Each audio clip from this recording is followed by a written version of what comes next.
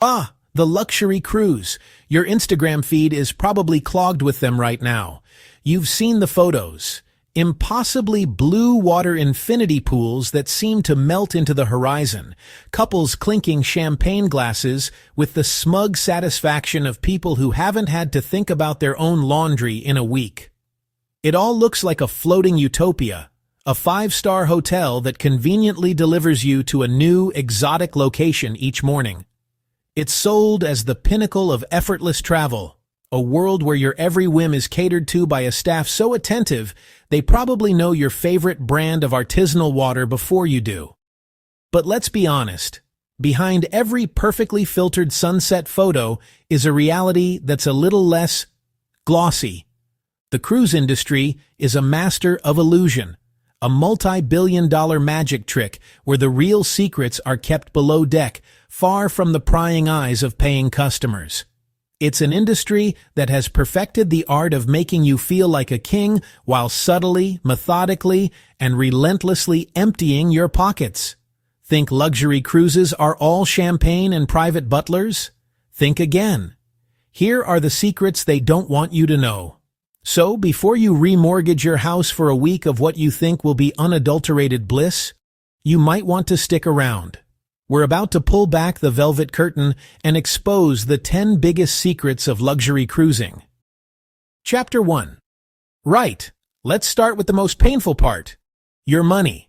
You've just paid a sum that could comfortably buy a used car. You're feeling good. You've prepaid your entire vacation. You think your bill is done? It's not. Oh, you sweet, naive summer child. The cruise line sees paid in full as an opening bid. Your initial payment is just the cover charge to the world's most expensive, wettest theme park. First up, port fees, taxes, sometimes bundled, sometimes a nasty surprise later. But the real fun begins once you're on board. Specialty dining, that fancy Italian restaurant, costs extra.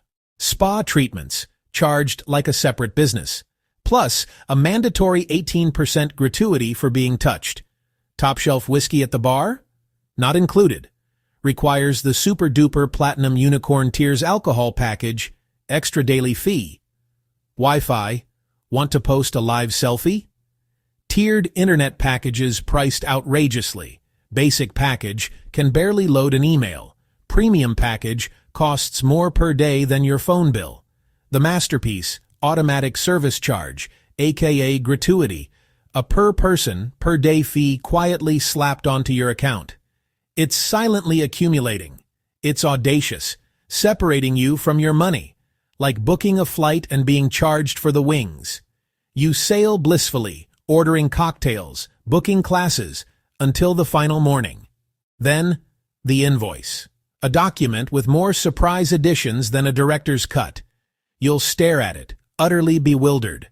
Welcome to luxury cruising. All-inclusive is an interpretation.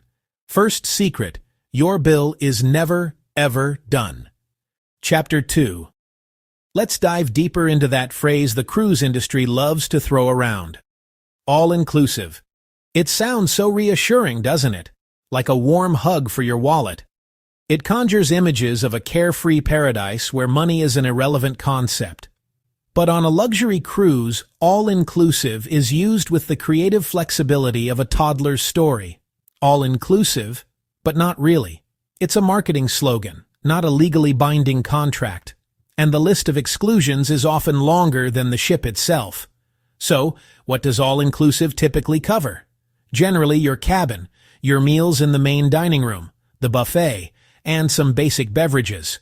Tap water, drip coffee, some juices at breakfast, maybe, if you're lucky, house wine, and beer at dinner. Think of it as the bare minimum required to keep you alive and reasonably hydrated.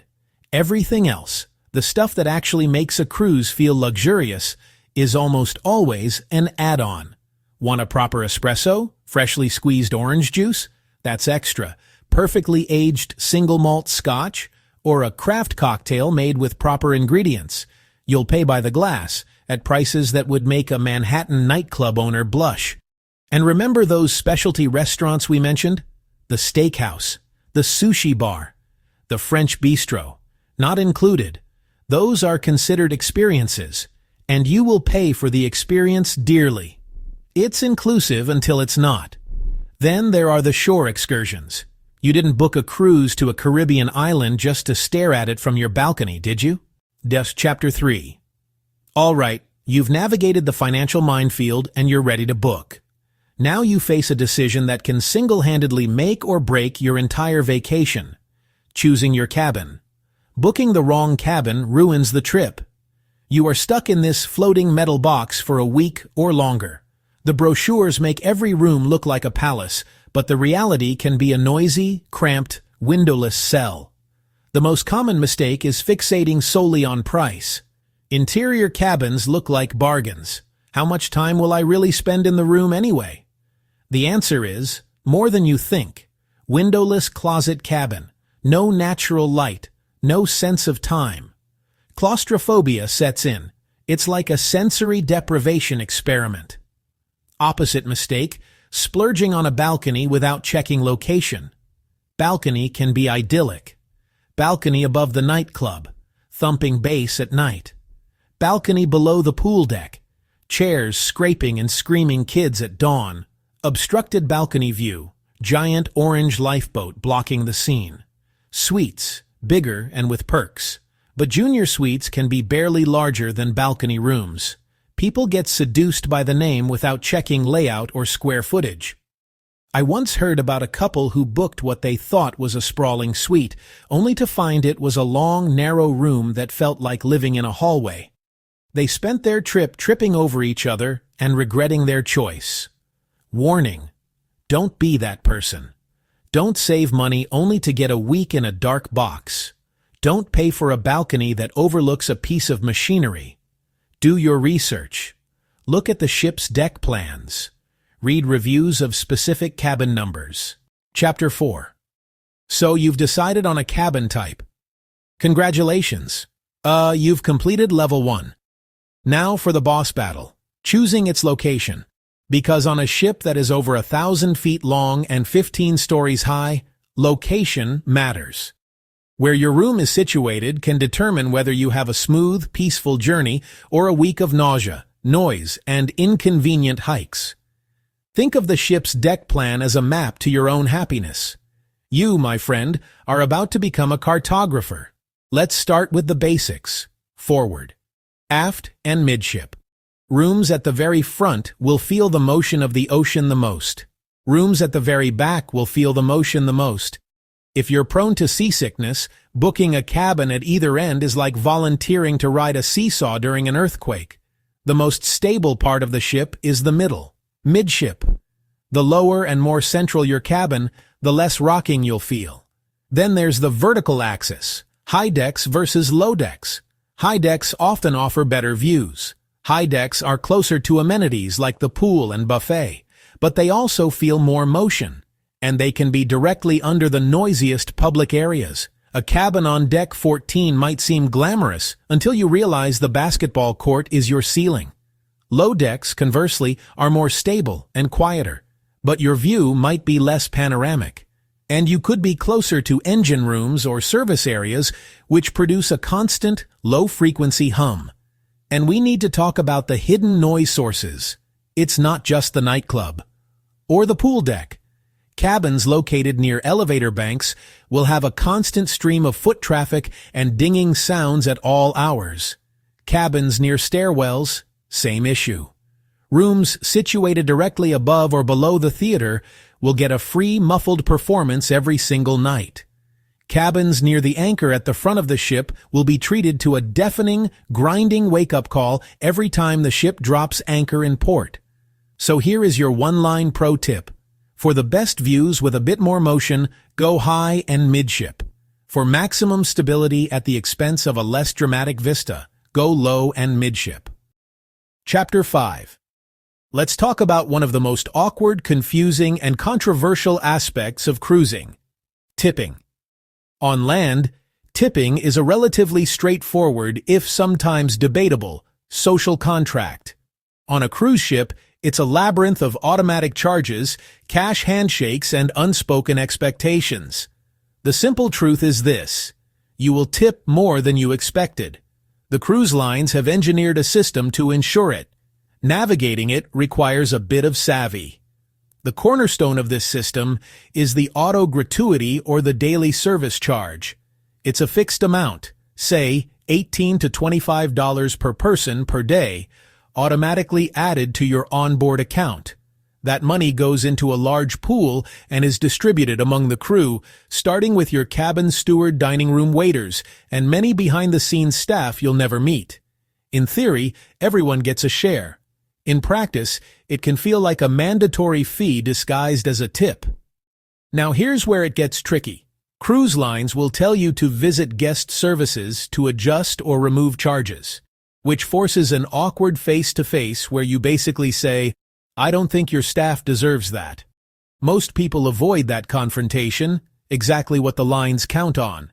They've weaponized social discomfort to protect revenue. It's diabolically brilliant. But auto gratuities are only the start. The system creates a confusing gray area. Your bartender, who isn't always in the main pool, will often have an 18–20% tip automatically added to every drink. Check your receipts. So are you supposed to tip extra on top of that? What about your cabin steward, already covered by auto gratuity? Many seasoned cruisers tip extra in cash at the beginning or end of the cruise to guarantee service. Chapter 6. The ship has docked. The gangway is down. Freedom! A whole new country to explore. But as you step onto the pier, you enter a new arena of potential ripoffs. The shore excursion. The cruise lines present their own tours as the safest, most reliable option. That cute local tour might cost a fortune, and it's often no better than what you could arrange yourself for a fraction of the price. The primary sales pitch is the missed ship insurance. They guarantee their tour runs late. The ship will wait for you. Book independent and get stuck in traffic. The ship sails off without you. It's a powerful, fear-based selling tactic, and it works. People pay a massive premium for peace of mind, sometimes for places just a 10-minute taxi ride from the port. Ship-run excursions are often massively overbooked. You might have pictured an intimate historic tour, but get a slow-moving herd of 50 people following a guide with a flag. More time waiting to board a bus than at the attraction. It's mass-produced travel, efficiency over experience. The brochure promises a visit to a local artisan market. In reality, it's a 15-minute stop at a pre-arranged souvenir shop with inflated prices and guide kickbacks. The authentic lunch becomes a bland tourist buffet. You're being shuttled between approved commercial partners. Booking independently has risks too. Independent pier vendors can be predatory and rushed. The key: do your research in advance. Use sites like Viator or TripAdvisor. Book with reputable local companies before you leave home. Always, always read the reviews. A little pre-planning can save you hundreds and deliver a more authentic experience. And leave a massive time buffer to get back to the ship. Chapter 7. Everyone wants to feel like they got a deal, a secret inside track to a lower price. When it comes to booking a cruise, that feeling is amplified. But here's the truth. When you book matters more than the deal. The price of a cruise is not static. It's a living, breathing thing that fluctuates based on demand, season, the cruise line's desperation. The conventional wisdom is to book early. Booking 12 to 18 months in advance often gets you the best selection of cabins, and sometimes early bird promotional offers, free drink packages, onboard credit. This is especially true for popular itineraries or new ships. However, this isn't always the cheapest price. Cruise lines use dynamic pricing, and if a sailing isn't selling well, prices can drop significantly as the date gets closer. This is where the game begins. One of the best-kept secrets for flexible travelers is the repositioning cruise. Chapter 8.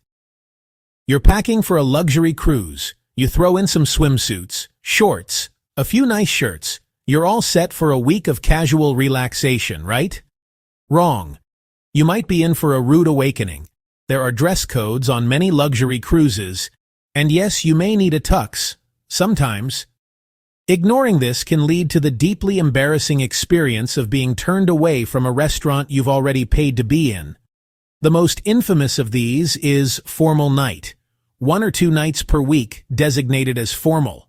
For men, dark suit and tie, or a full-blown tuxedo. For women, cocktail dresses, evening gowns. You'll see people who look like they're heading to the Oscars. Show up in a nice polo and you'll be politely, but firmly, redirected to the buffet, with the plebs. But it's not just formal night. Specialty restaurants have dress policies every night. Fancy French bistro, jacket required for men. Main dining room, no shorts, no t-shirts, no sandals at dinner. It varies wildly by line and ship. Some lines dropped formal night for a relaxed, elegant, casual vibe. Know which is which before you pack. Themed events, white hot night, 80s themed deck party, country western night. Optional, but the wrong outfit makes you stick out. Hidden attire fees exist. No tux? They'll rent you one, for a fee that could buy a decent suit. They've monetized your lack of prep. Result? Comical overpacking. You haul a massive suitcase with clothes for every occasion. Formal wear, semi-formal wear, resort casual wear, swimwear, gym wear, that one pirate costume. It's absurd. Key: check the cruise line's website before you pack. They have a detailed breakdown of dress code policies. Read it, believe it. Pack accordingly, or be prepared to dine on lukewarm pizza at the buffet while everyone else enjoys lobster thermidor. Chapter 9. All right, let's talk about the long game. For most people, a cruise is a one-time splurge, but for a dedicated few, it's a hobby. And this is where the real value is hiding, because loyalty is where the real perks hide. Every major cruise line has a loyalty program, and while they may seem like simple marketing schemes, if you know how to work the system, you can unlock a level of perks that completely changes the cruise experience, often for free. These programs are tiered. You earn points for every night you sail, and as you accumulate points, you climb the ranks from blue, gold, diamond, platinum, or some other top-tier name for their most valued customers. At the lower levels, the perks are modest. A members-only cocktail party, maybe a discount on your next booking. It's nice, but it's not life-changing. But once you reach the upper echelons, the benefits become substantial. We're talking free laundry, priority embarkation and disembarkation, exclusive lounges with free drinks and appetizers. Some lines give top-tier members free internet packages, complimentary specialty dining, significant discounts on balcony cabins and suites. These can save you hundreds, if not thousands. Chapter 10. We've spent this entire time talking about luxury cruises. Final, perhaps most important secret. Brace yourself. This might be shocking. Luxury isn't always better. Sometimes it's a ripoff. There are specific scenarios where paying the premium is a waste. Knowing when to splurge and when to save is the ultimate travel hack. Consider short itineraries, 3 or 4 night cruise, not enough ship time. You'll be running around in ports all day. Spa, specialty restaurants, butler service. You're paying 5-star for a 3-star experience. For short getaways, mid-range ships are often better value. Then the itinerary itself. Port-intensive cruises, Greek Isles with lots of ports. New port every day from early morning to late night. The ship becomes a floating hotel. 5 pools, rock climbing wall. Destination is the star, not the ship. Less expensive lines get you to the same places. Do the math on the extras. Some luxury lines include drinks, gratuities, Wi-Fi. Others do not. If you're not a big drinker, don't care about specialty dining, happy to disconnect, luxury may be foolish. Mid-range plus a la carte can save thousands. Rule of thumb, luxury is worth it on longer voyages with sea days. That's when the ship is the destination. Enjoy service and amenities. But for short, port-heavy trips or minimalist travelers, don't be seduced. A great mid-range cruise can give 90% of the experience for 50% of the price. The real luxury is not being a sucker. Outro. So there you have it. Montage of the 10 secrets, very fast cuts. The glittering facade of luxury cruising peeled back to reveal the complicated and often expensive machinery beneath. Phantom costs of all-inclusive packages, the strategic minefield of cabin selection, the awkward dance of gratuities. The simple fact that sometimes luxury just isn't worth it. The goal here isn't to scare you away from cruising. It's to arm you with the knowledge to see past glossy brochures and curated Instagram posts. Key takeaway: to truly enjoy a luxury vacation, be informed and slightly skeptical. Ask questions, read the fine print,